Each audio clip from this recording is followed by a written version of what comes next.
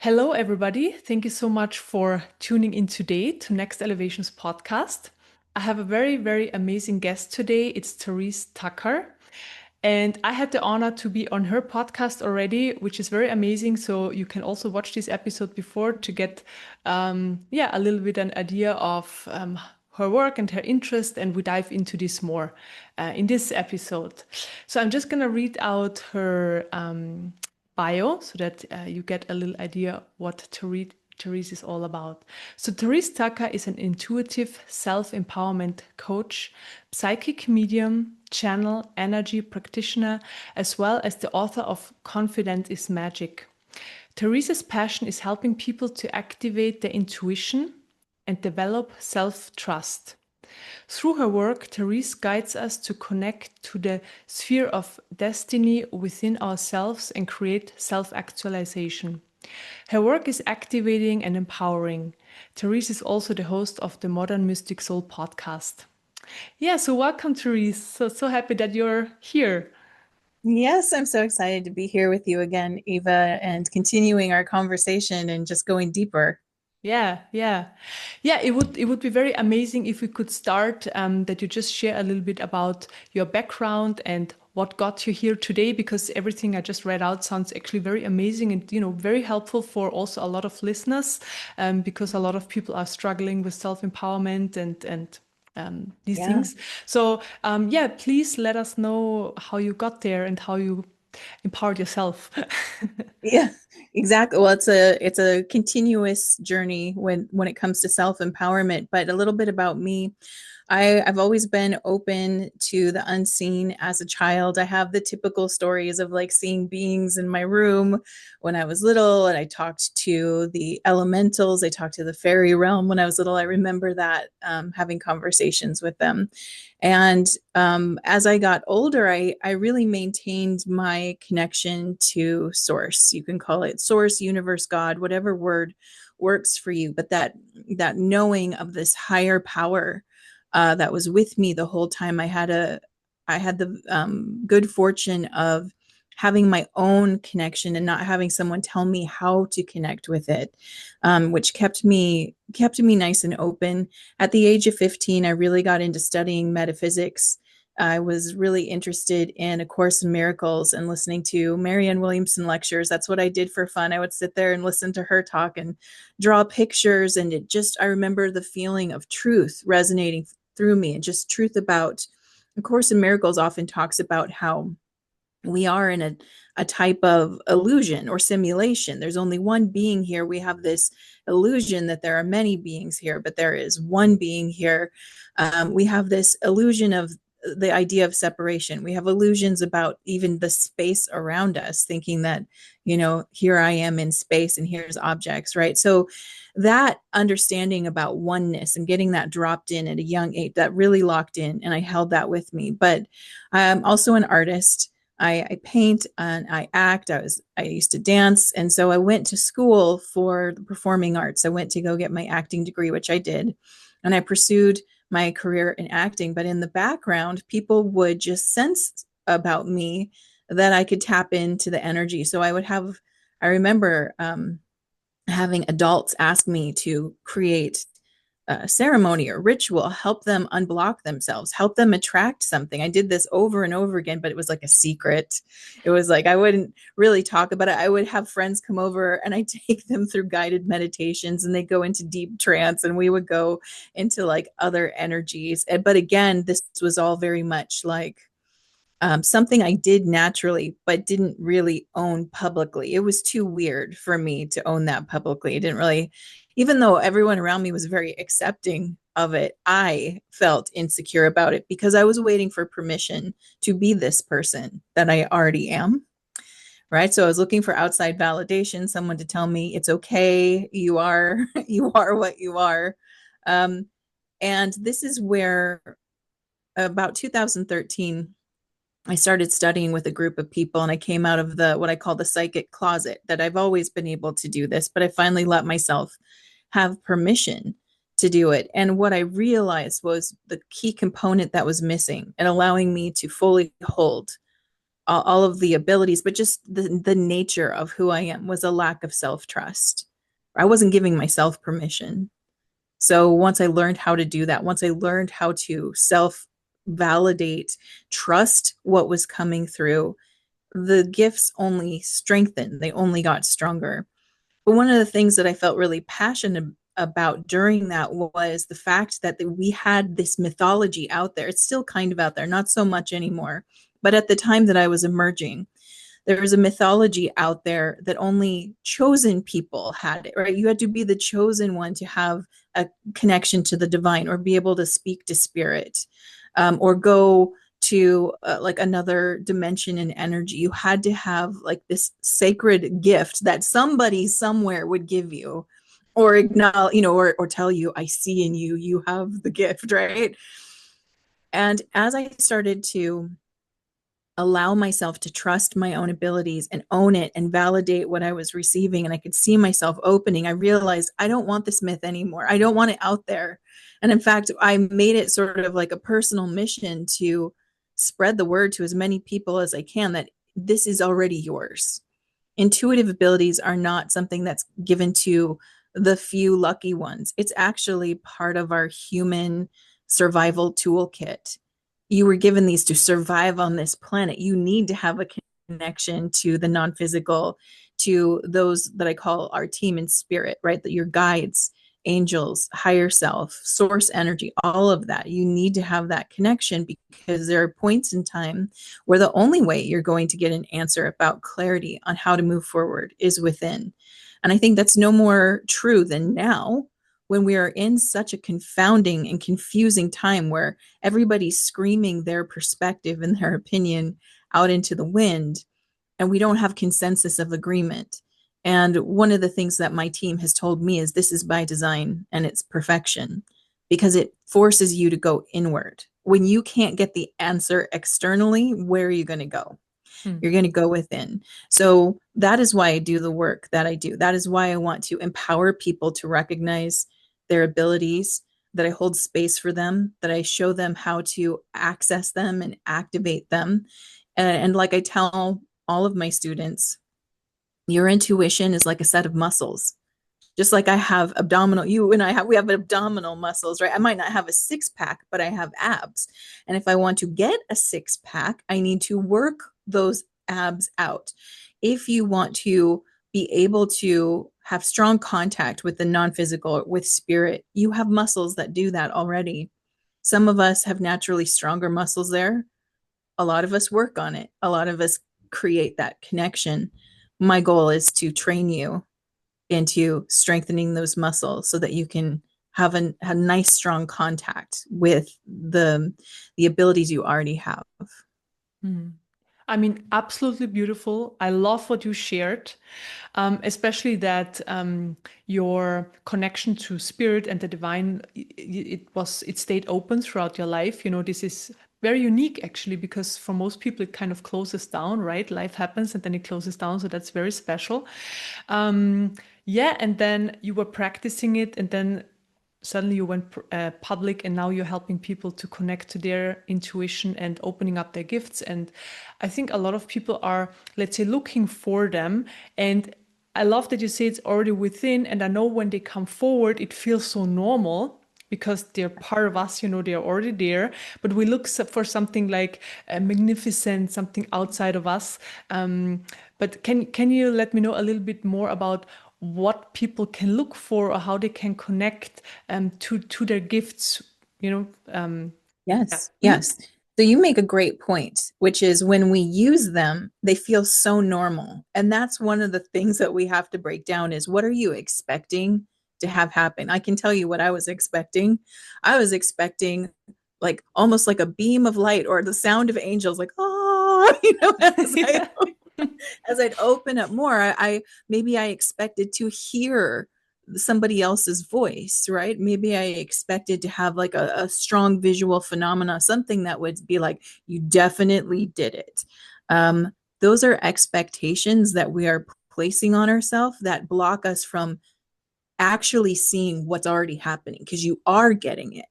That's the thing is we are getting contact. Your guides do talk to you, but here's the thing.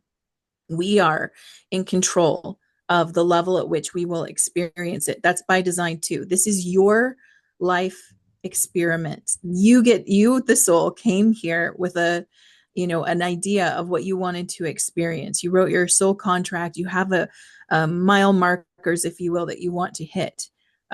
So if you decide that I want to live a life, let's just say on the soul level, I decide I want to live a life where I'm closed off from spiritual contact, and maybe there's a reason for that, then it isn't that spiritual contact isn't happening for you. It is that your conscious mind is blocking that, and it goes right into the subconscious where it'll unpack in your dream state and you'll get messages that way, right? So the thing about spirit, and especially our guides that are with us, is they are your team. You're in charge. They're working with you. They're not going to force themselves on you. They're going to be quiet if you decide, I don't want to have contact. They're going to talk to you if you decide you want to talk, and everything in between. So part of it is we all have something in our mind that we acknowledge if we're open to it, right? Again, so if you're open to contact with spirit, then we all have things that we look for. We're like, oh, there's a butterfly. That means grandma's here, right? Or, oh, I found a feather on the ground. There's an angel. Or for me, it's like the number 44 shows up all the time. And I know that that's one of my spirit team's ways of saying, we're here, we're with you right now. And so when I see that number, I always say, hi team, I love you.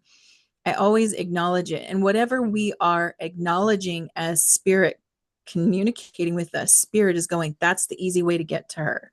She's going to pay attention if I do that. So it's like you get more and more. If you're looking for a feather, you're going to find a feather. If I'm looking for numbers, I'm going to find the numbers, right? And those are just a few ways in which spirit will contact you, but they use the easiest means possible. For example, maybe you're a person who loves to read, right? And you're like, I need a message from my team. And you pick up, you're like, I feel like I should grab this book and I'm just going to flip it open to this page and I'm going to read the first line.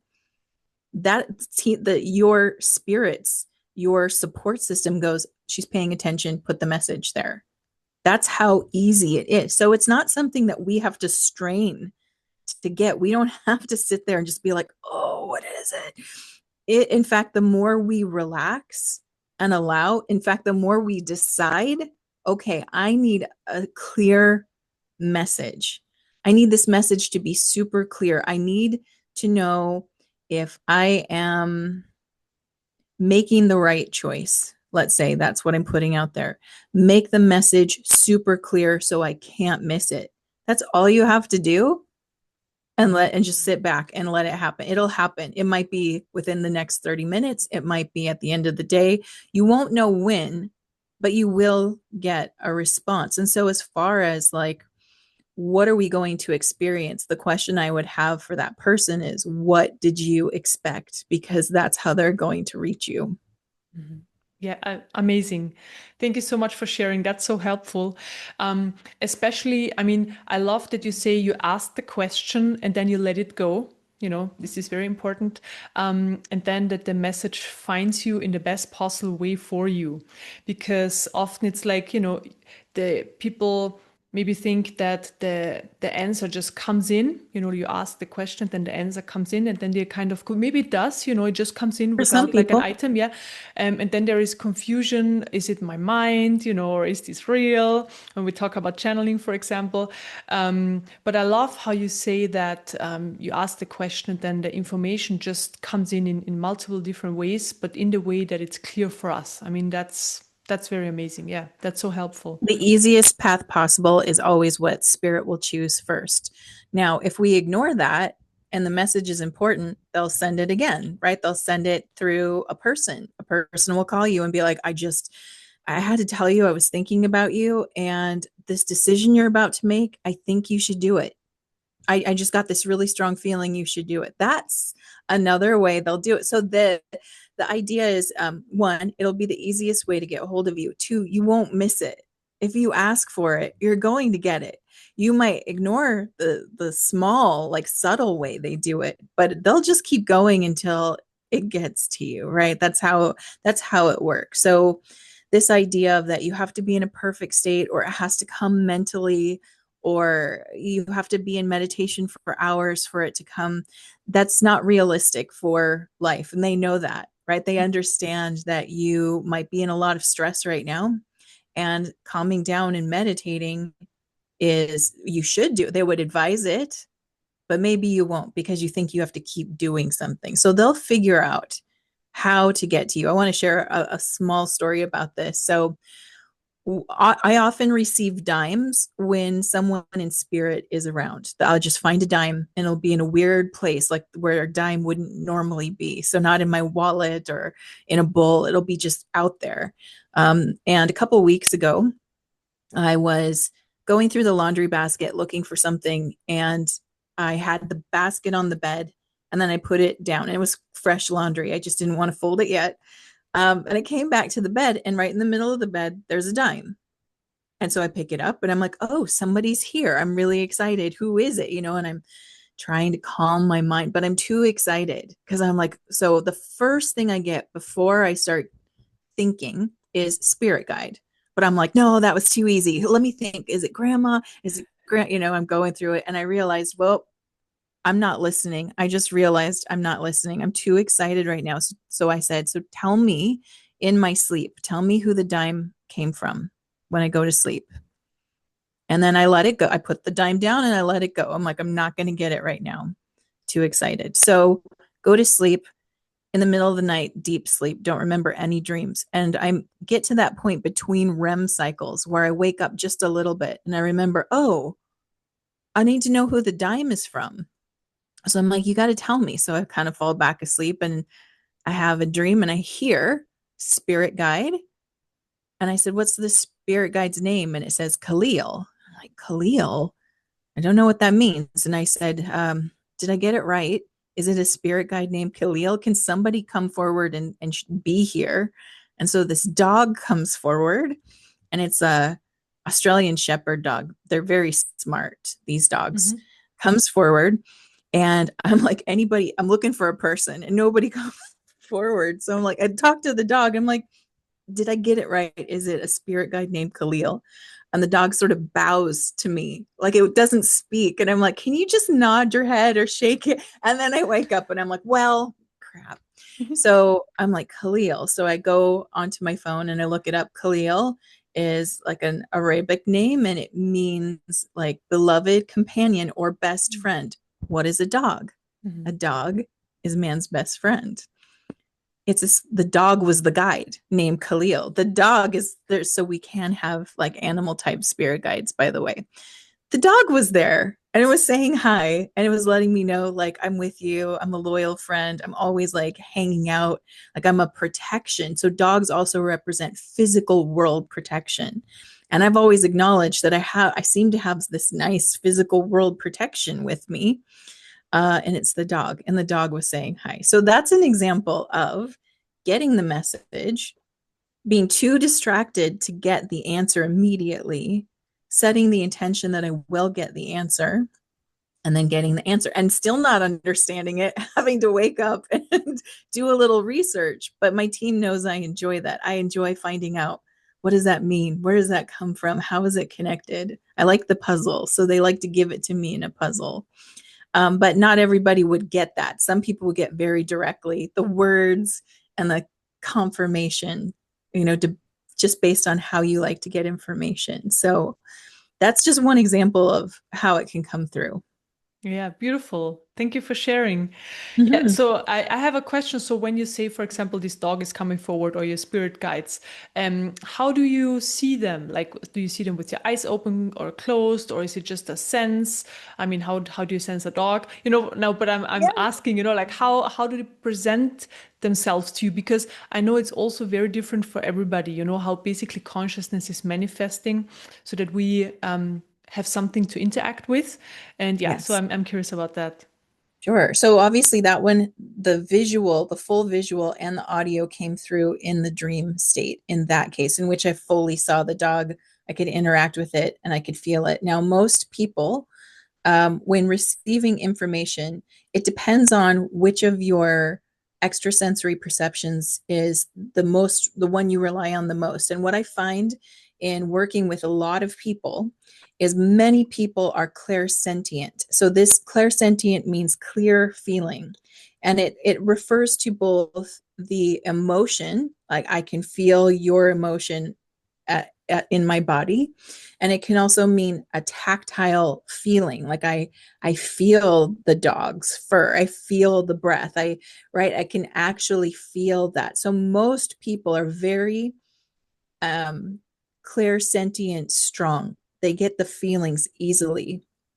um There other people are very also clairvoyant, and clairvoyant, a lot of people mistake that for premonition, means seeing the future.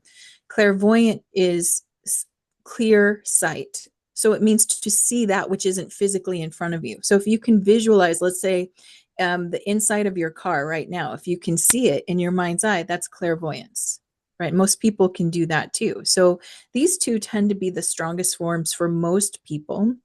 In my own experience, like if I were to call Khalil, my spirit guide dog friend, right now, yeah, the first thing that comes through is a sensation. Like I just get, and then I can hear like, like, Yeah. and it feels like he's like behind me. And I'm like, okay. So for me, that's enough to acknowledge the presence. Is I can, my heart sort of like opens and I feel excited. And that's the energy of the guide coming forward. Like, oh yeah, you're talking about me. You want me here. That's great. Mm. Yeah, beautiful. Because this is how the dogs are, right? When you see a dog, you're excited, the heart opens. Okay, interesting. Yeah, and I would also like to ask you. So, since you have experience working with so many people and they have different, let's say, gifts or possibilities for openings to energies and spirit guides and stuff like that. So the thing is, I'm working with energies, right? And a lot of people can sense it. So that's perfect. So either right away or after a certain amount of time. But there are often people who don't feel anything and they feel Yeah. like they're not open. So what would you say to those people who feel who can't connect, for example, to the energies, or let's say spirit guides, like people who really feel there it's not possible? Like how? Yeah. What would you tell them? So this is a very powerful point you bring up. Sorry, just because they don't have an experience, that's the thing, Right. right? So they know it's happening, maybe Mhm. others are sharing it's happening, so they kind of know something is going on, or they even feel a little bit, but not as like in a very strong way, or not Yes. as much yet.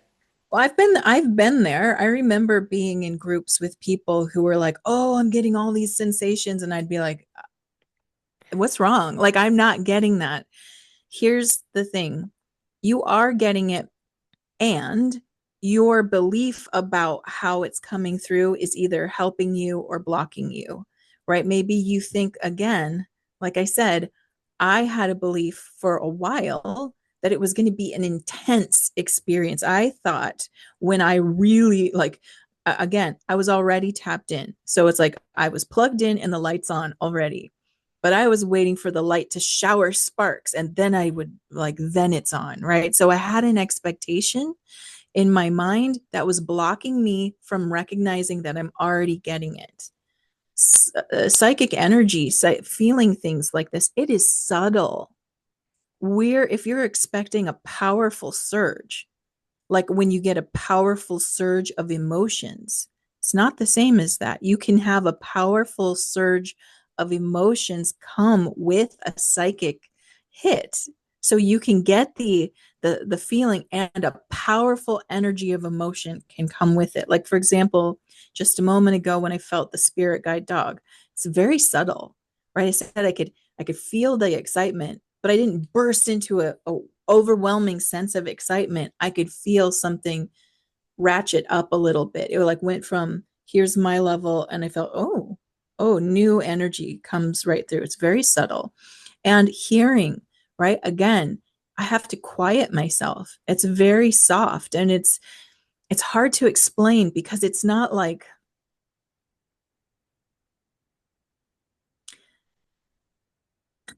somebody whispering, and it's not like they're far away. It's like when you quiet yourself enough and you can hear your own heartbeat suddenly. It's been beating the whole time, but you've quieted yourself enough to hear that subtle boop, boom, boop, boom, right? That's how subtle the energy is. So one, what is the person's expectation of what they're supposed to feel? What are they looking around and comparing themselves to? Two, beliefs program our experience. What I mean by that is if I believe this is going to be hard for me, I'm such a powerful creator, I make it hard for me. What's going to happen? Well, I am going to push any experience I actually am having back into my subconscious mind. Why? Because I have a belief it has to be big. So I'm having an experience, it's really small, and I'm like, meh, back of my subconscious mind. So I'm not consciously experiencing what I actually experienced. I did have the experience. I'm not recognizing it consciously. Why? Because I have a filter in my brain. Well, you do too. It's called the reticular activating system. This is a mental filter that filters out data that's happening, and it only will collect certain data based on your beliefs and values. So your reticular activating system is protecting your conscious mind. So there is millions of bits of information floating around us all the time. How your body feels right now, what your internal organs are doing, the random thoughts you're having, what's happening in front of you visually, what you're feeling, all of the, and there's so much more than that. That's just what I can name off the top of my head. All of this data is constantly happening. Your conscious mind can only hold about 27 bits of that data. When there's trillions of terabytes of data happening around you in an instant, but you can only pick up 27 in your conscious mind. Your conscious mind has to have a really tight filter that will determine what's important for Therese to know. What's important to her? What does she believe? And that's how it's going to filter out. So anything, if I am in a state where I believe that I must have a huge response to spiritual energy, then any response that's not a huge response will automatically go into my subconscious mind. So I actually did have the experience. I'm not consciously registering it. It does not match the criteria of my mental filter. Right. And the mental filter must be strong. If it's not, we experience sort of a break in consciousness, meaning we can go into overwhelm and even like have a psychotic break if our filter isn't working well, because then we're experiencing so much data all at once. And so, in order for us to feel sane and cogent and like we can follow a thread of time and experience, we have to have this filter. Now, the cool thing about your filter is you program it. So the minute you change your belief, now that data can come through. As soon as I realize, oh, it's a subtle energy, right? It's a subtle energy I'm going to experience. As my vibration goes higher, I can feel the nuance of energy now. Now I'm going to consciously experience it because I believe it's a subtle energy. And now I get those fine particulates of experience coming into my consciousness versus going right back into my subconscious mind. Yeah, amazing. Thank you for the explanation. So helpful. Yeah, and I love how you say that we create our own experience or reality. And yeah, exactly. I absolutely see it in that way as well. And yeah, I'm sure this is going to help many people, this explanation. So thank you very much. And what I love about the self-empowerment is there is so much information out there. I mean, not just on YouTube, like so many different YouTube videos. You find like about one topic, 10 different, people who talk about it in different ways, right? Or even more. Right. And this is in general, there's so much information out there, and finding what I call the personalized truth. So having access to the intuition, and the information is in our system, right? So our truth is in our system, and just being able to access that in whichever way, and also the possibilities to connect with the spiritual guides, and that the information can come through in that kind of way is very amazing. So thank you for sharing this possibility. And I'm also curious, for example, because you channel as well. So when you channel specific energies or beings, how do you know, it's probably a similar question, but I just want to know it about channeling. How do you know it's not your mind, but it's like information from that energy or being. Yeah. Well, I actually go into a different brainwave state. So this work was greatly talked about and really defined by Dr. Jose Silva. I think that he did an excellent job in his own research and discoveries identifying the different brainwave states, that how you know you're in your thinking mind versus how you know you're in your higher consciousness. And if we look at brainwave states, what we see is that he identified, for example, the beta brainwave state, which is when we're awake and we are focused. That brainwave state is highly identified with our left hemisphere, our logical brain, analytical logical self. That part of our brain cannot actually access higher states of consciousness. It is more like the way my team shows it to me is like a filing cabinet for all of your life experiences up to this point. So it keeps a record, right? It's records. It shows you this is the past, this is what happened then. So based on logic, if I do this thing again, I'm going to get this same result, right? That's how it's functioning and figuring things out. It's incredible at keeping us productive and moving things forward. So we need it. That's why we were given the left hemisphere. We live in a very left hemisphere dominant world, however, where a lot of people are trying to access, I think in earnest, they're honestly trying to access higher states of consciousness, but they haven't left the left hemisphere. They need to move into their right hemisphere. So when I do channeling work, the first thing I do is I do exercises. I calm my nervous system. One, if you want to make higher contact, you need to be calm and relaxed. So you need to get your body to agree that it's calm and relaxed. So the nervous system is always the first place I go to. And when that settles, I move my consciousness from the left hemisphere into the right. And I do that through a series of relaxations. So the more relaxed we become, we naturally go into our right hemisphere. So for anyone listening here who was a natural daydreamer, like just kind of drifted off, you're going into your right hemisphere. That's actually what you're doing. You're going into higher frequencies of consciousness. So in the right hemisphere, we start to access the alpha brainwave state, and that is our being state. So beta is doing, alpha is being. And this is where we go into meditation. We can go into light trance, which is a being state. We can go into deeper layers of trance when we're creative. If we're like in a creative zone, we're in alpha, we're going into our being state. And then if we go even deeper into relaxation, we go into theta. And theta is like when you're kind of asleep, but still consciously awake. You could still talk, but your body's so relaxed you could fall asleep. And we go into these states every single day upon waking and upon going to sleep. We go through all the brainwave states. So when I channel, I make sure that I'm in alpha brainwave state. And it's been a process. I didn't just wake up one day and go, I'm channeling now. In fact, I wanted to back in 2011 before I started doing it. I remember a channel was talking to me and she was like, oh, you channel. And I'm like, I want to channel. Like, I don't know if I can, right? So again, the belief system wasn't there, wasn't allowing. I do channel, but I wasn't allowing that to be my truth. Therefore, I wasn't consciously experiencing it. And it was about layer after layer of I trust myself. I trust myself because my natural instinct is I want to tell the truth. I want to be in integrity. How do I know I'm telling the truth, right? So I'm like, I don't want to just say things and just be talking like crazy talk. I want it to be anchored to something real. So it was always about, do I trust myself? Do I trust myself? So here we go back to self-trust and validating myself. You can do this.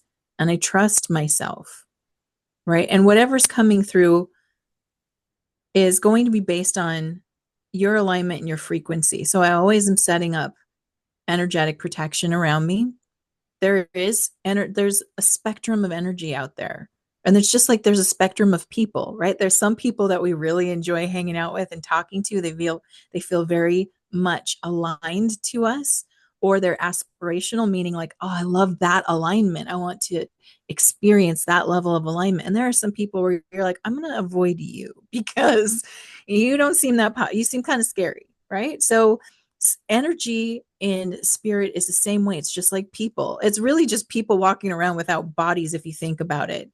And we're in this illusion where we have a body. So it's so funny to me because some people get a little scared of the idea of talking to spirit because they're like, oh, what if it's scary? And I'm like, it's literally just like you, because that's exactly what you are. It's just not a physical, there's no physical overlay. It's just pure energy this time. Right. So you make the intention of who you're going to talk to. Because if you keep yourself, it's just like if I randomly picked up my phone and dialed a number, I don't know who I'm going to get. But if I dial it with intention, then I know I'm going to talk to the person I want to talk to, right? Same thing. So I set that intention, I relax myself, I go into a different state of consciousness. So the alpha brainwave state in my right hemisphere. And then I relax and I call in my team. I literally call them. I say, come with me, everybody here. I dial into who I want to talk to. And in my case, I really have found that the groups that want to connect with me are of sort of like, you could call them higher dimensional, you could call them galactic level. They just represent spheres that I am connected to energetically. And they're the ones that I talk to. And because I'm so interested personally in like, how is this ascension happening? Like, what's going on? Can I get the gossip? Like, what's the details? That's what I'm interested in. So that's predominantly what I channel. For example, with this last new moon solar eclipse in Virgo, they were talking to me about, they wanted us to know not to be afraid. Looks can be deceiving. You guys didn't fail. Like there's a lot of people on the planet who are giving off sort of a worried energy of like, I don't know if we're making it. I don't know if things are going to go in the right direction. Maybe we missed this. Maybe we messed it up. And they were feeling that from us collectively, and they were addressing it. And they say, everything's right on track. It's going exactly the direction it's supposed to go. Like, don't worry so much about what the outside world is doing. This is an inside job. Focus there, and all is well. Right. So, and those are the kind of messages that I'm getting. I hope I explained the process for you. Absolutely amazing. Thank you. Like absolutely clear and, very easy to follow. And yeah, and just practicing themselves. People can practice it themselves and see what happens. So, I mean, very, very amazing. And I also love that you shared who you connect with and what the information is that comes through and that you're interested in. I know we talked about this on the podcast when you interviewed me, but I would like to know, yeah, from your point of view, like how do you see, like, what is the information coming through about what's going to happen over the next, let's say, few years? And I loved basically that you shared that it's an inside job, because this is also how I see it. Like we have to transform, and transformation happens through us. It's not like anything is not going to happen outside, and it's always within us. So I really love that. Thank you for sharing this. Yeah, but like, I'm curious about the content. Maybe you can share a few Sure. insights. Yeah. So agreed. And I totally agree with you on that. It has always been an inside job. That's the joke, I guess we could say. If there's like a cosmic joke right now, the joke is it's always been inside of you, like the Wizard of Oz. I don't know if you're familiar with the original Wizard of Oz movie. Yeah. Okay, No, I know so it. I know the title, but I've never watched you it. No. never saw it. Okay. Well, basically Dorothy, who's the protagonist of the movie, she ends up in another world, Oz, and all she wants to do is get home. That's all she's trying to do is I want to get home. And she goes on this big adventure outside of herself, right? She's going to seek the Wizard of Oz because she's told he's going to help her get home. And she gets there, and guess what? It's not this powerful wizard, it's this old guy pretending to be a powerful wizard, right? And so he's incapable, actually, of helping her get home. And then the good witch comes in and she's like, oh, my dear, you've had the power to go home all along. It's always been within you. It's always been here with you. So she had to go on this big journey through this external world to go find the thing outside of her she really thought was going to help her, only to find out that it's been inside of her all along. And all she had to do was trust herself. Yeah. That's kind of the big cosmic joke right now. The outside world is very interesting. It's like a movie. It's provocative. It's dramatic. It's exciting. It feels intense. It feels like, oh my gosh, if we don't get it, we're all going to die. Like it's the drama level on this movie is over the top high, but very, very alluring to be a part of. And it feels very real. That's the point. It's a simulation. The truth is, this world is mirroring our internal state back to us. My team calls it like a mirror world, right? So if you, for example, if your internal beliefs are, I see the good in humanity, and I know that more people here are good and loving than not, then guess what's going to be reflected back to you? You're going to have great conversations with loving people who hold that same image as you do, right? That's what's reflected back to you because, again, there's only one being. I mean, being is also a word that's too limiting. It's one energy field. That's it. It's consciousness that's unending, ever expansive. It is incredible. And yet that's like, so it's perfect. You're already safe. It's already done. It's already healed. It's already worked. You already ascended. You like, it's kind of done already. So on one level, we can look at that and be like, wow, I mean, like, what am I freaking out about if it's already done? On the second level, we did come here to have an experience. You know, we were already in the incorporated full state. And yet that full state was like, what am I like? Like if I could experience myself, what it found is that it's a multiplicity of experiences. There isn't just one experience for it. There is unlimited experiences of this energy field knowing itself, right? So we signed up to like have a journey, if you will, where we get to experience an aspect of this infinite field and how this one aspect travels through space and time and energy on its journey to know a piece of itself. But honestly, it's the perspective we hold. The mirror shifts something back to us. If we want to, at any moment, if I wanted to collapse into despair, for an example, and go deep into the darkness, I could, and I would see that reflected back to me. Right. So when I say it's an inside job, it really is. It's like, what do you want? You know what you want. Well, I want peace, or I want freedom, or I want joy, or I want expansion, or I want bliss, or whatever it is. Right. So it's there. It's already there. And if you're looking around it outside of you, you're going to go on the Wizard of Oz adventure. You're going to travel and have your perils and stuff. And you're going to get there and you're going to be like, this isn't bliss.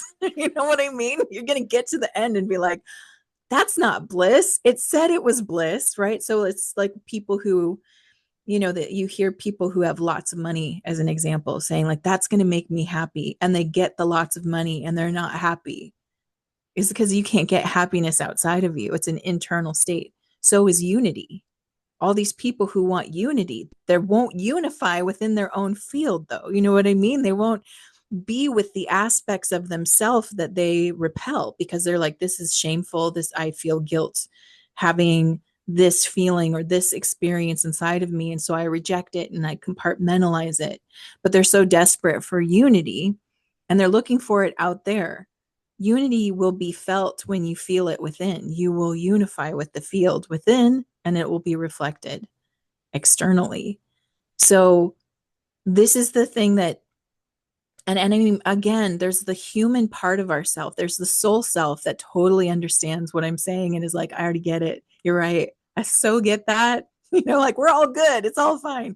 And then there's the human persona that was designed for this experience, who's very attached to the movie and who is invested in the drama, you know. And part of, I think, what we're doing here is we're just trying to merge these two aspects and see, you know, for those of us that want to experience that higher dimensional energy, what we're trying to do is really merge the soul guidance into the vehicle so that the personality self, which we would call the ego, It doesn't die. I'm not down with the people who are like the ego needs to die. No, it doesn't. No, it doesn't. It's actually, it was divinely created and gifted to you. What it needs to do, though, if you want, is it needs to take a back seat. It needs to stop driving the vehicle and let the soul drive so that the ego self, the identity, can be along for the journey. It's just not leading anymore. And I think that's what many of us want to experience is that soul aligned, the higher embodiment coming through where we can like in our conversation where you talked about, and I love this so much, I've talked to so many people about it, but we had talked about, when you're holding the soul higher self perspective, right, the highest perspective, and you see the drama, it looks like a little, you said like a little fly or mosquito buzzing around, and you're not upset with it because it's so small in comparison to you. It's only when we're in that human perspective that it feels like this massive energy around you. And in reality, if you could step into your higher vibration, into your higher energy and merge with the divine consciousness, you'd be like, oh my God, that's nothing. Mm. Like, isn't it funny that we make such a big deal out of that? We see that from that higher perspective. So I think for many who are listening, myself included, we're just trying to find more of that soul aligned energy, more of the higher self, more of the bigger consciousness coming into this experience so that we can be here, do our experience, but also get to experience that higher knowing, higher awareness, and watch life unfold from that level. Because we tried the human level. It's like, okay, I give this 2 stars, wouldn't try it again. Many people are over their human experience. And I think it's not because we're not supposed to have it. You're just evolving out of it. There's more to experience here than just the human. Otherwise, we wouldn't be given the option of awareness, but we are. So we get to experience, what would it be like if I let my soul come more fully into my experience and drive? What does that look like? Yeah, beautiful. I love what you're sharing, honestly, because it's also what I talk about and what my work is about. You used your own words describing the same thing, which is so beautiful. Yeah, thank you very much for sharing your perspective and how you see this all happening. And yeah, I love that you say it's about the vibration, and from that level, we're experiencing this life, right? So, Yes. and this is what my work is about. I help to heal and clear lower vibration energies so that people can have this high vibrational life experience. I know you come from a little bit different perspective. You bring in the soul into the human experience, which is, doing the same thing, just a different way. Yeah, so very, very beautiful. And I have I would like now to ask a different question because Sure. I love that we talked about all of this, but I have a question because I saw you're working with the 0 point. And this is fascinating for me because I just had a retreat. And in the last meditation, I opened up the 0 point. So whereas I see it is, so I basically I always sit down and I see what comes through. So I don't really have intention. And then I saw the 0 point being between creation and beyond creation. So there is like this point in Interesting. there. Yeah. And then I was guided to open this space up. And it's very fascinating because in this space, you can, for example, move in there and do stuff in there, but it's like it doesn't exist what you're doing. Like you don't leave a trace. So it's like it's a it's a space where no creation can happen, although you as like we are in creation still, so we are Mm-hmm. like the body mind and energy field, but we can move in that space. So very fascinating. And it was very hard for me to hold, like for my body to hold this space open. And there was also this one participant, he likes to meditate with the eyes open because he's just sees stuff with the eyes open, and he said everything around him like just stopped, and he felt like people actually felt to be in the 0 point, and he saw it as well, like actually everything is just stopped, it just stops, even you can move. And I just wonder what your experience is with the 0 point, because I don't really have an experience with it. I just find it very interesting, very strong. It was a very hard to hold this space for my system, so Yeah. I'm just Well, very curious. So for me, what that sounds like is you opened a temporal bubble of energy. Because if you can create in it, but it doesn't have an effect on the larger creation. So it's almost like a pocket dimension that you went into in energy, where it's like, those are very cool and they do exist and they're used a lot. Like many higher dimensional beings use temporal bubbles.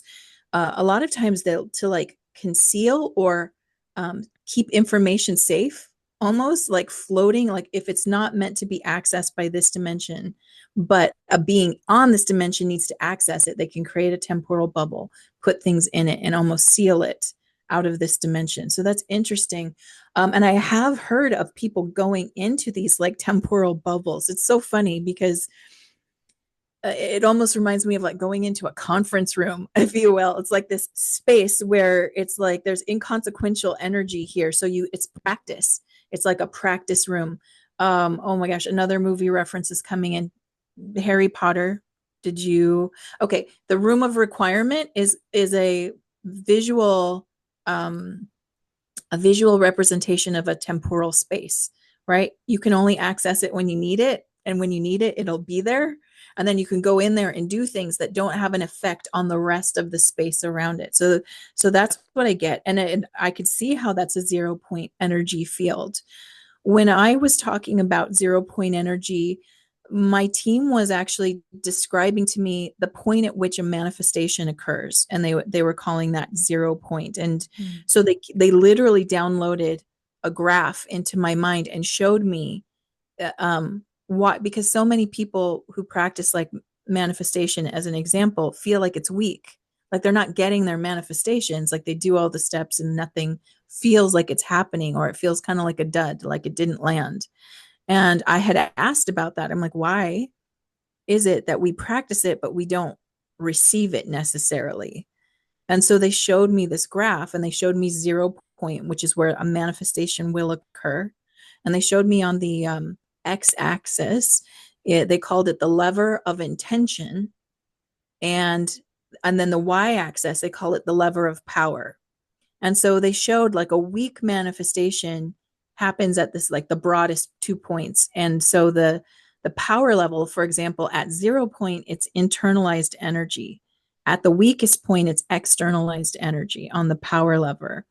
On the intention lever, hope was actually a very weak energy, and decision was at 0 point. So a lot of people hope to something outside of themselves that they get it, and it's like they don't make anything. It's got a weak energy because you just gave the power away and you didn't decide about it. You give it, so it's like you've left it up to like a random number generator, like, well, we'll see if that happens or not. If you want something to happen, if you want to really hit 0 point where it's going to manifest, you need to move the power dynamic from an external point into the internal point. So you are the point of power because source is working through you, not outside of you. It's not something you pray to. It's in you. It's coming through you. You are a channel for it. And intention, you have to decide. Like decision is the strongest intention you can make. When you decide something's going to happen, it happens, doesn't it? It's like you decided to have me on your podcast. That's it. We're here and we're talking.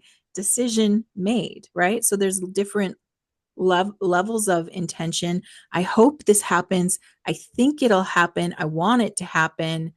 And then it's decide and know are the two closest to the 0 point field. So when we make a decision and we do it from it, it's like, I'm creating this and I know it's happening. It's done. Might take some time, but it's already done. Mm-hmm. You just set it in motion, right? So that's what they were referring to with the 0 point energy. And I mean, that's just true about anything that you want to create. The intention must exist first until you form it in thought, because we are a field of consciousness. As soon as you form it in thought and you decide this is a thought, this is an event, this is my choice, and I know it, it's already done. And when you recognize you don't have to send it out to something outside of you to get permission to do it, you need to recognize that the power is flowing through you because you are that field. Nothing separates us, right? And there are some people who have a lot of religious training, and I have nothing wrong with religion, and there's nothing wrong with it to me. There is, however, there has been infiltration into religion. So it's there's truth in it, but there's also manipulation. And one of the biggest manipulations, and many spiritual people who were very religious in the past pointed it out and said, they're twisting this. And one of the things they did is they put a wedge between the person and God, or in our case, the person and the infinite field of intelligence, right? They said, you can't reach this directly. You have to go through me. And I'll leave a message for you. So now they've got all these people thinking that it's blasphemous to think that this energy runs through you. And in my mind, it's sort of insane to think it doesn't. What do you think animates you then? Mm. If it's not this incredible field of ultimate intelligence, what's how do you exist? Yeah. Yeah. Um, and I have a question for this. So, for awakening to your true nature is a lot about letting go, trusting life, allowing life energy to flow through, also as you were saying, surrendering to life and surrendering basically to who you are. So out of the human and the conditioning, the limitation into who you are. Um, and then often with manifestation, this was my experience, is also an experience from many people I work with. It's kind of hard to manifest and surrender at the same time. I mean, of course, the focus for people I work with is really to become the true nature. So this is the main focus. This is where they put their energy into or Mm. out of, letting go. But what would you recommend, because we are creating our reality, right? So Yes. yes, from the level of vibration, yes. But also, okay, we are manifesting also all the time, right? But mostly it's like not, let's say, on a conscious level, it just happens all day long anyways. But how can you what would you tell people who are on the path of letting go of everything, surrendering to life, to who they are, to become that, but also at the same time want to manifest things? Like, what would you Yes. recommend? Well, I feel that's a very natural state. And this is why I love speaking with you, because you and I sort of represent these two fields of truth that are happening, you and the ultimate consciousness, and sort of surrendering the illusion, and moving into that greater field, so that's like the healing happens there, the knowing happens there, the experiences can happen for you at this level. And again, my team likes to put it into metaphoric terms just to help us understand it, but they see us like you are the author of the story. You are authoring this with source works through you. Source said, Eva, I want you to write me a story about us. From you and I, our perspective, you write the story. And it's same with me, Therese, you write the story. So we get to be the author. And that is that higher consciousness, true self state. And then there's the character we create, who's the protagonist of our story. And that is, again, the human self, the self expression. Now, the manifestation portion happens at both levels. The higher self must decide. So, my strong feeling about this is, yes, we want to reach these states, and we must remember we chose to physically incarnate. We chose that, which means we also have to participate here. But if we let that true self, that higher self drive, the experience is going to be way more powerful, very interesting, and you're going to have more potency in this world from that place, right? So it's a matter of recognizing that you actually have to travel between these two identities I mentioned, the author and the hero, author and hero. And you go from the author's view, which is the 40,000-foot view, and I'm creating it. So if I don't like this part of the story, I can start rewriting it. And I say, you know what? We're not going to fall off the cliff. We're actually at the last minute going to grab this vine, swing back into safety, right? So the author self, we want to have that awareness, because if we get too much into the drama, we start to believe the drama is the reality, right? So if I'm too much in my hero self and I'm fighting these dragons, and I'm struggling and I'm failing at things and it's getting heavy to me, I've over identified with the character that I wrote. and it's time to go back into the awareness of the author. And so actually I kind of see that our experience here for now is to learn how to master the shift. How to master this shift. You are giving people such a gift by showing them the author state or that wider perspective so that they can see, oh my gosh, I'm not in the drama. Yes, you're not. Look how small it is. Look how little that is, right? And they get to come back into their higher awareness and go, oh, I've been in control the whole time. Like this has been my story and I'm writing it. I'm co-writing it. And yet we also have to go into it. The thing we're trying to learn how to do is, how do I go through this experience and not get snagged up in it? How do I not forget what I really am? So we are at this new level where instead of fully going into the drama and just being the human and struggling and suffering and all of that, we are trying to be a multi-awareness now. Like we are in actual, that's our actual energy. We are a multi-awareness.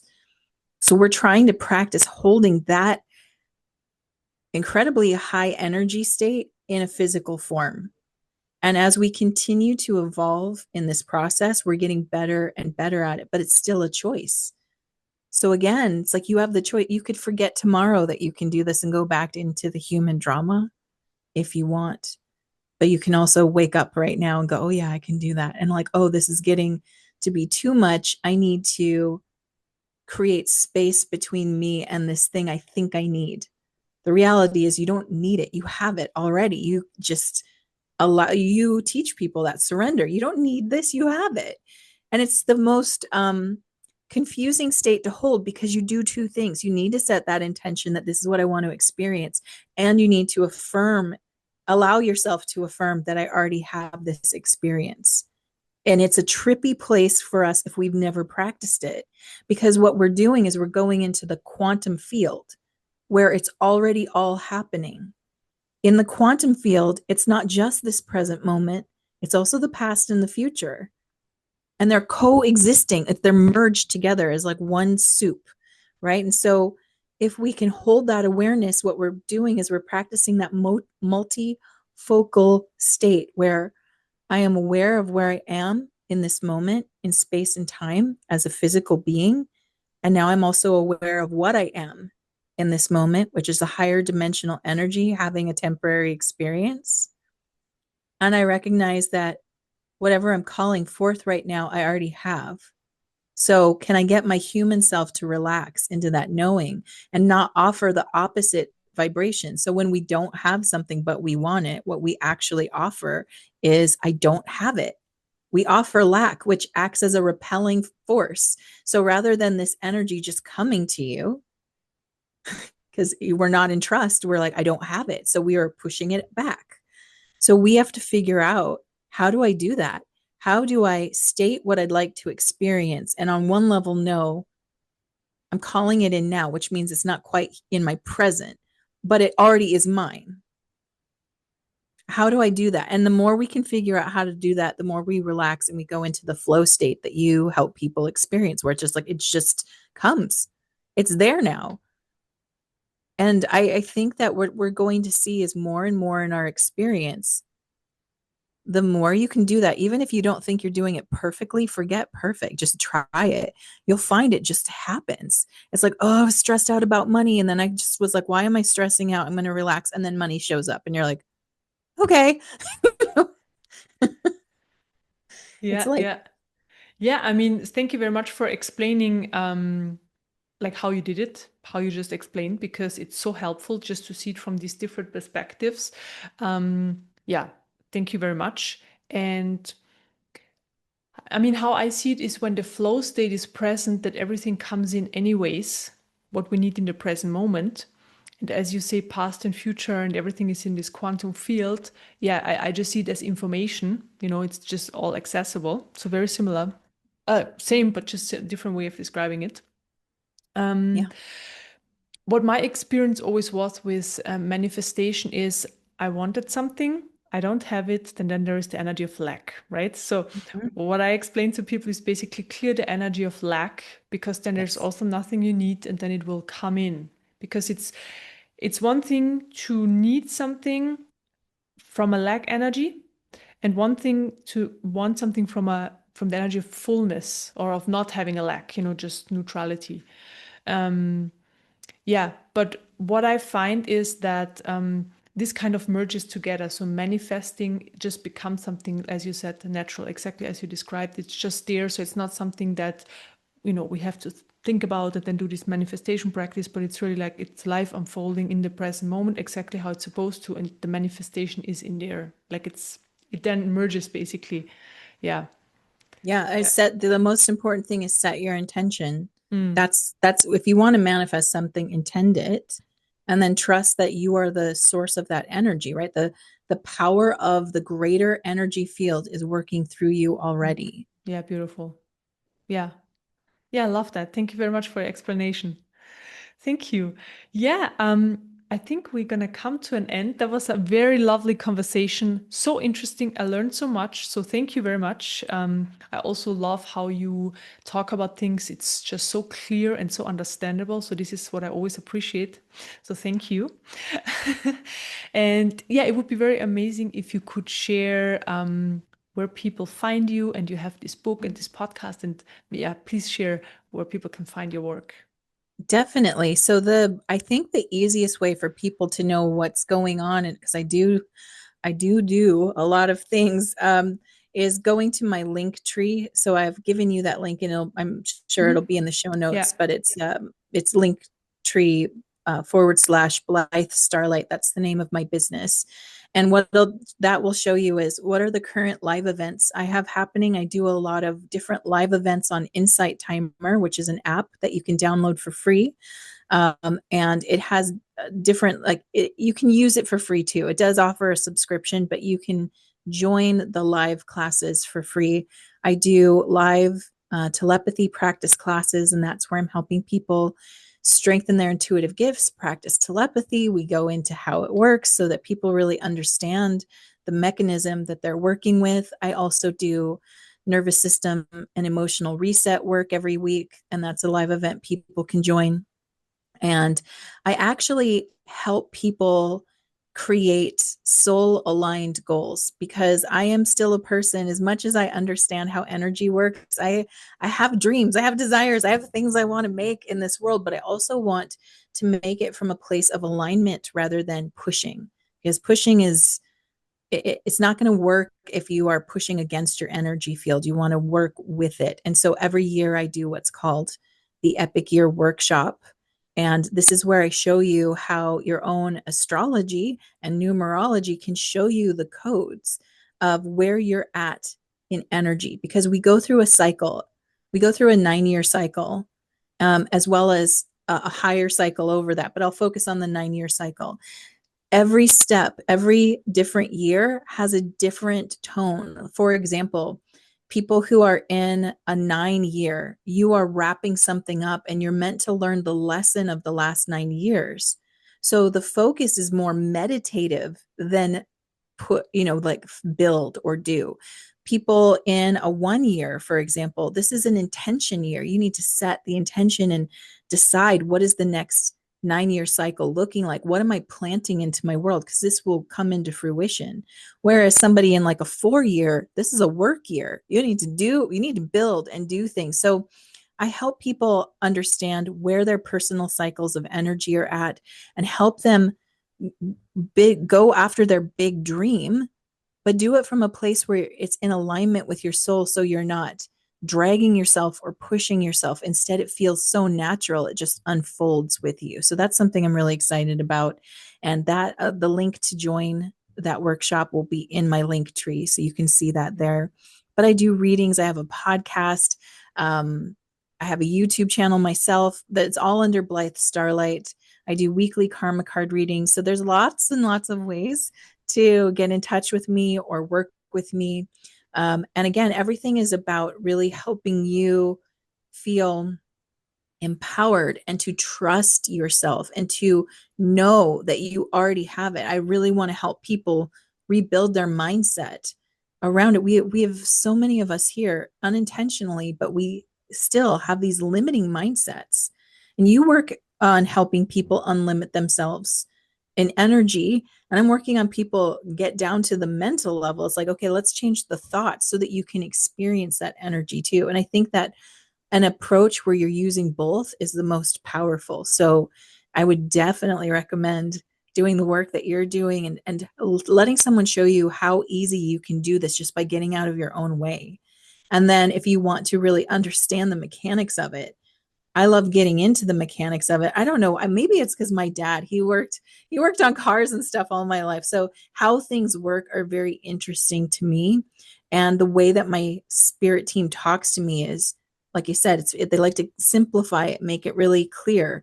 This is how it works, right? And I think sometimes knowing that helps us go, okay, if that's how it works, then I can go along with it, right? Rather than feeling like I'm doing it, but I don't quite understand it. If you're one of those people who needs to understand it, hi, my name's Therese. Let's work together. Yeah.